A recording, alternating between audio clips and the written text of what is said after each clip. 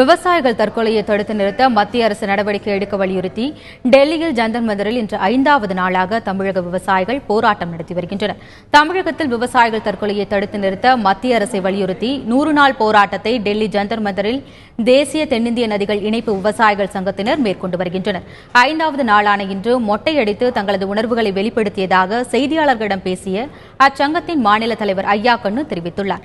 இதனிடையே தொலைபேசியில் தம்மிடம் பேசிய மத்திய இணையமைச்சர் ராதாகிருஷ்ணன் சம்பந்தப்பட்ட துறைகளின் அமைச்சர்களை சந்திக்க ஏற்பாடு செய்து தருவதாக ஐயா கண்ணு குறிப்பிட்டார்.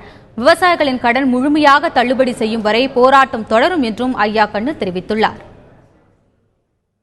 எங்களுக்கு லாபகரமான விலையும் தண்ணீரும் கொடுக்கும் வரை நாங்கள் வாங்கிய அனைத்து கடனையும் தள்ளுபடி செய்ய வேண்டும்.